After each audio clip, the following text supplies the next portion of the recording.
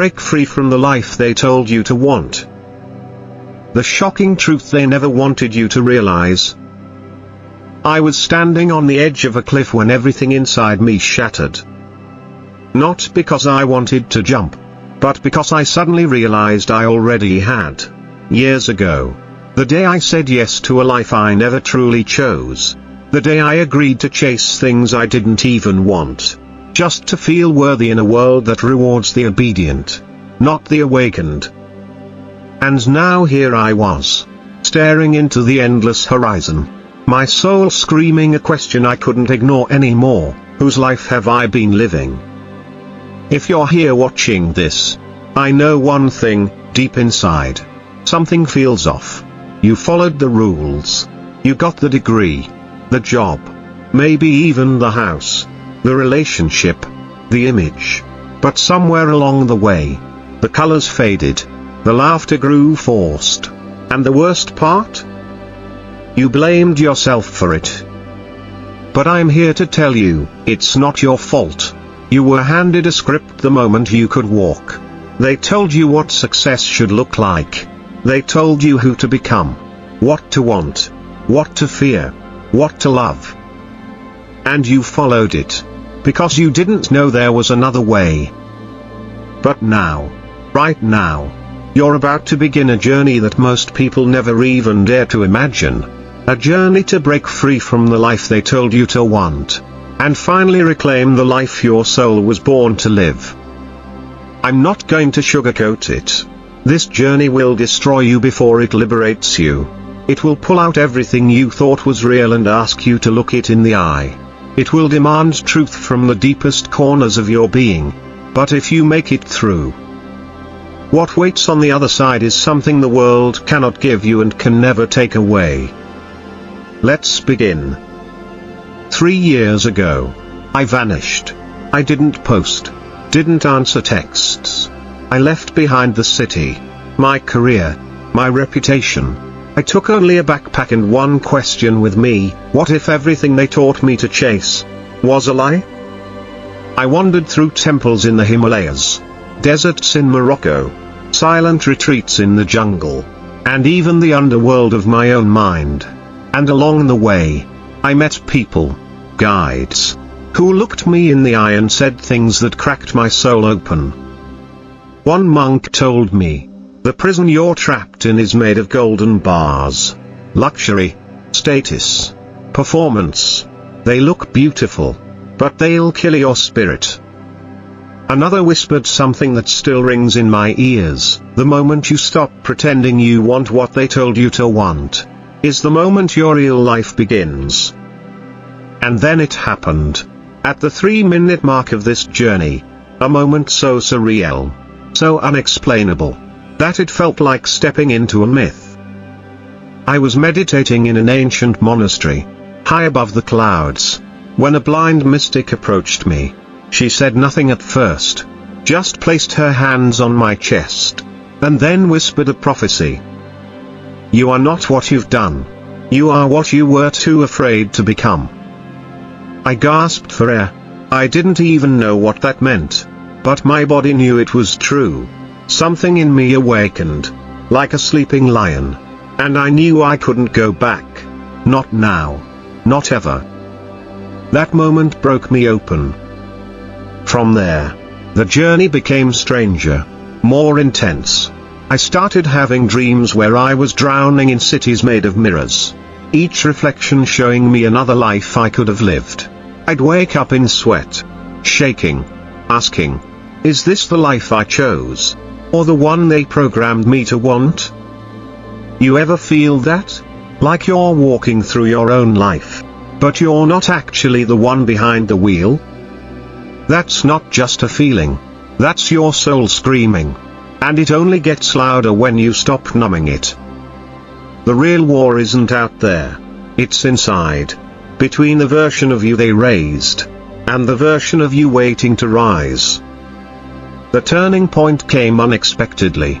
I was invited to a secret spiritual gathering in an abandoned monastery. An invitation you don't get unless you've been through something. I walked in expecting chants, incense, the usual. But what I found was a room of people weeping. One by one, each person stood up and admitted the truth. They had everything the world said would make them happy. And they still felt hollow. And then someone, I'll never forget her, stood up and said this. My entire life, I built a castle out of applause. And then I realized, I hated living there. The silence that followed felt like thunder. And I broke down, too, because I realized I was building a life for validation, not liberation. That night, we burned something, not just paper or wood, but the lies we had believed. We wrote down everything we were taught to want: fame, wealth, being liked, being seen as important, and we lit it on fire. It wasn't just symbolic. It was a funeral for the false self. And in the flames, something rose, not just in me, in all of us. We remembered who we were before the world told us who to be. But here's the twist: just when I thought I was free, life hit harder. The people back home didn't understand. They said I was wasting my potential. They tried to shame me back into the system. And the old voices returned. Fear, doubt, loneliness. This is where most people quit. They wake up, and then fall back asleep because staying awake hurts. But this is also where you can rise. Because if you're still watching, then you're not like most people. You feel something deeper calling you. And maybe, just maybe, this video is the sign you've been waiting for. You're not here by accident. You were guided here. And soon, everything you thought mattered will start to melt. But before we go further, ask yourself this: what would I do if I stopped needing to impress anyone? Seriously, take a breath. Close your eyes. Ask it again. Because the answer to that question is the beginning of your real life. You don't need to earn your freedom. You just need to remember it. But the journey is far from over. Because what comes next is the moment most people never survive. It's the phase where you lose everything, on purpose, so you can find everything that matters. Get ready. The sacred collapse, while losing everything you thought you needed, is the only way to find who you truly are. I lost everything. Not in a tragic accident, not in a dramatic fire, but in a much quieter, more terrifying way. I let go, on purpose. Let me explain. After that night in the monastery, I went back to the world I had left behind. But it wasn't the same anymore. Or maybe, I wasn't the same. The coffee shops, the fake smiles, the office walls, they all looked exactly as I remembered. But I no longer fit inside them, like a wild animal trying to walk politely in shoes too small. The truth was undeniable: I had awakened in a sleeping world. And that is one of the loneliest things a human being can ever experience. Everywhere I looked, people were performing. They weren't alive. They were auditioning. They smiled when they were dying inside. They scrolled for hours looking for meaning. They posted filtered highlights while crying in private. And the scariest part? They called it normal. I tried to rejoin them. I really did.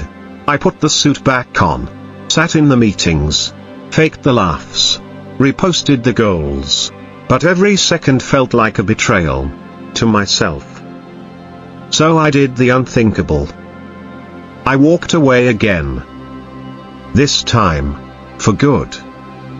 I quit the job, gave away most of my things, cancelled my lease, cut off the noise.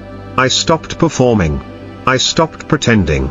I stopped seeking approval. And for the first time in my life, I faced the silence. And that's when the real collapse began. The world didn't cheer. It judged. It punished. Friends ghosted. Family lectured. Social media vanished. The phone stopped buzzing. You know what happens when you stop being who they want you to be? They disappear.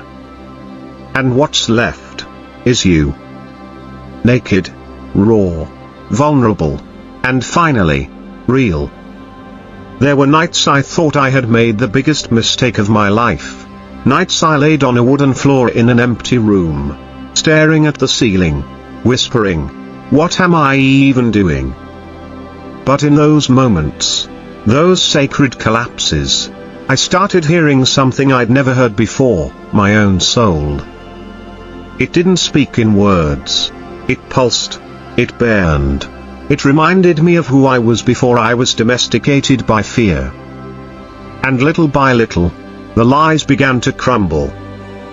Lie number 1, you need to be successful to be worthy. Gone. Lie number 2, you need people to like you to be valuable. Gone. Lie number 3, you need to constantly achieve to matter. Gone. And when those lies died, I didn't feel empty. I felt free. There's something they don't tell you about spiritual awakening. It's not peaceful at first. It's violent. It's a storm. It's a burning down of every illusion that ever kept you numb. But that burning is sacred. Because after the fire, what's left is pure. Around the 5-minute mark of this collapse, something unbelievable happened. I had a vision. Not a dream. A vision. I was walking through a city of lights. Like Times Square. Except the signs weren't ads. They were lies. Huge glowing messages screamed at me. Be productive or you're worthless. Buy this to be loved. Look successful. Even if you're miserable. And in the center of it all was a giant screen with a countdown, time left to wake up, 0:01. Suddenly, it hit 0. Everything went dark. And in the silence, a voice echoed, not outside me, but inside. You were never broken. You were only buried. I gasped. Tears poured out. My knees hit the floor. I was shaking with something deeper than emotion. I was remembering myself. I wasn't depressed. I was awakening. The sadness was a sign that the false life was dying. And the fear? That was just the ego resisting its funeral. But the soul was alive. You see, we were never meant to fit in. We were meant to ignite. To rebel against the hypnotic lullaby of normalcy. To break patterns. To live on fire. And yet, they trained us to stay small. Do you know how much of your life you've wasted pretending to want what everyone else wants? Really think about that. Would you still be chasing that career if no one ever clapped for it? Would you still want that house if no one ever saw it? Would you still live in that city if you didn't have to impress a single soul? These are the questions that unshackle you. And yes, they hurt.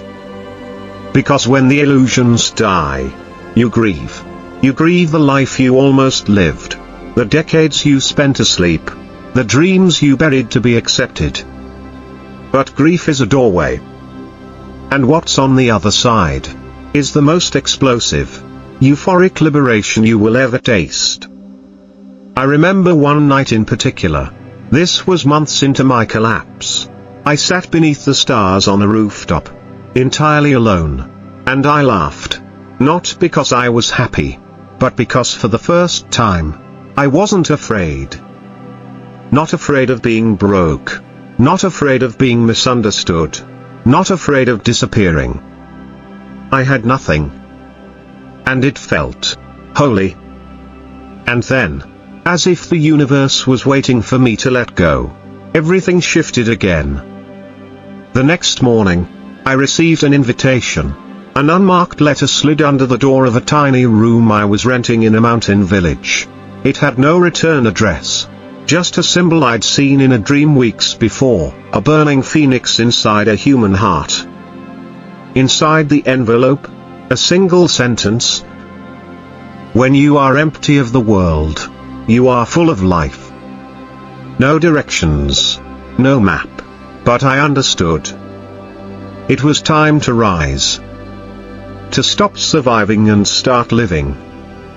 To no longer seek love but become love. To no longer chase freedom but realize it was mine all along. And so I walked, barefoot, heart open, no script, no plan. I trusted the mystery. And life began to meet me differently. People showed up. Kindred spirits who saw me not for what I had, but for who I was. Synchronicities happened daily. I'd think of a person and they'd call. I'd dream of a place and somehow end up there. I had tapped into something far more ancient than ambition. I had rejoined the rhythm of the universe. And the miracles? They were real. They weren't loud, but they were undeniable. One night, I walked into a forest with no flashlight, guided only by moonlight, and in the clearing, I found a circle of candles already lit, no one else around. At the center, a book. Its cover said nothing, but inside it was a single handwritten page. You're not late. You're right on time. That moment still gives me chills. Because you, yes, you're not late either. You haven't missed your chance. You're not too far gone. This is your invitation. To break free from the life they told you to want. And to begin living the life your soul remembers. But one final truth before we move on. This isn't about escaping society, or moving to the mountains, or ejecting money, or living in isolation. No. This is about returning home, to yourself. It's about walking through the same world, but no longer being owned by it. It's about being in the system, but not of it. You don't have to quit everything. You just have to stop abandoning yourself. And when you do, life becomes magic. You'll see things others can't, feel things others deny, know things no one ever taught you. Because the truth was always inside. You just forgot. But now, you remember. And what comes next is no longer a breakdown. It's a breakthrough. Get ready to rebuild. Not the life they told you to want, but the one you were born to live.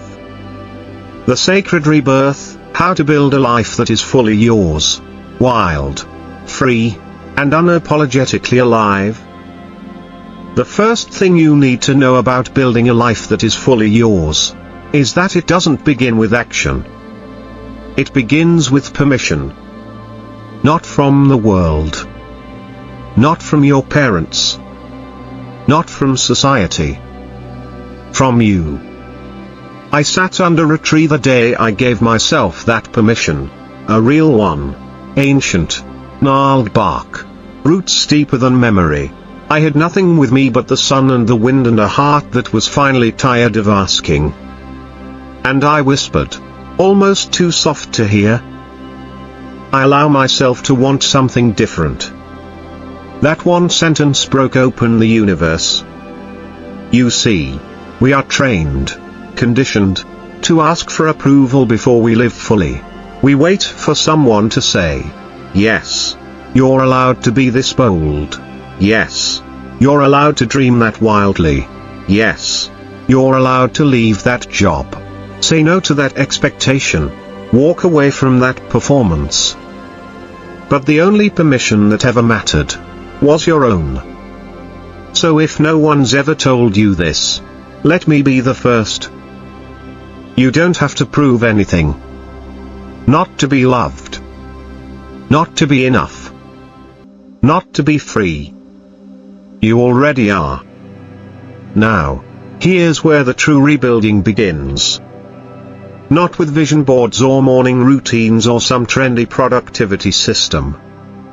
No. It begins with one question. What would I create if I wasn't trying to win? Take that in. Let it breathe in you. If there was no scoreboard, no applause, no pressure, what would you actually build? A slow life? A farm? A dance studio? A van that drives nowhere and everywhere? A life centered on healing, on helping, on making beauty just because it feels good? That's the sacred blueprint. And it will never look like what they taught you in school. Because true success has no template. It feels like peace. It feels like breath. It feels like walking into your own skin and finally saying, "Ah, this fits." When I started following that feeling instead of the system, something wild happened. My energy returned. My curiosity came alive again. Life stopped being a checklist and became an exploration. I met people who didn't talk about networking but about purpose. I worked on projects that didn't promise money but meaning. And ironically, abundance followed me anyway.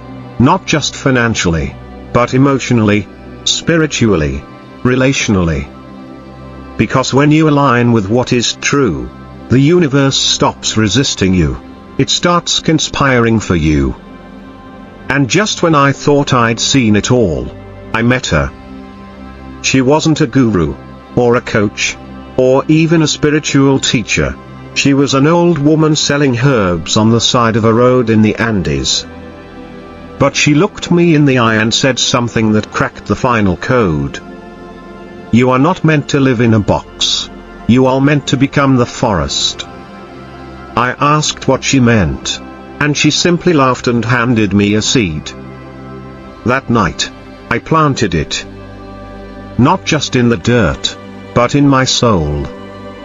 That seed became a symbol of trust, of letting go of control, of allowing something to grow organically, without force, without certainty.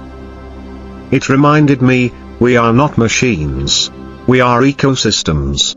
And when you care for your inner world, life blooms around you without effort. I started waking up with tears in my eyes, not of sadness, but of gratitude. Gratitude for breath, for being, for this. And every day since then has been a choice. Not to hustle, but to remember. Remember that I'm not here to perform. I'm here to be. To serve what is real. To follow what is beautiful. To give what is true.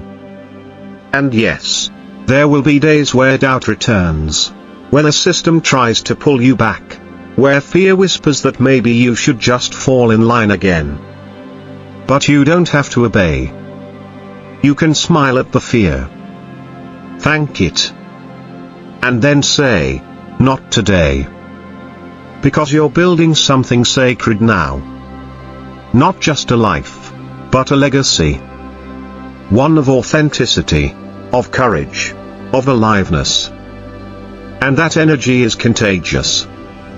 You start living like this, and people feel it. They can't name it, but they sense something in you. Something unbreakable. Something free. You become a living permission slip for others. You show them what's possible when you choose your path. Not the inherited one. Not the approved one. But the real one. And maybe, just maybe, that's your deepest calling. Not to convince others. Not to argue or preach or fight the system. But to be a silent revolution. To live so fully, so freely, so unapologetically aligned with your soul, that your presence becomes a lighthouse for everyone still lost in the storm. And so I'll leave you with this. You were never meant to be normal. You were meant to disrupt. To awaken. To laugh at the rules and write your own. To stop living for the weekend and start living now. To stop chasing safety and start following wonder. to stop asking for permission, and start trusting the fire in your chest. This isn't the end of the video. This is the beginning of your real life. Right here. Right now. So take a breath. Feel your feet on the ground. And whisper it with me. I don't want the life they told me to want. I want mine. Go create it. Go remember it. And when you do, when you finally rise as the untamed, whole, sovereign soul you were always meant to be, don't be surprised when the world starts to rearrange itself around your freedom. Because that's the power of alignment. It doesn't just set you free. It makes you a force that can never be caged again. This is your rebirth. Not tomorrow. Not someday. Now. Welcome back.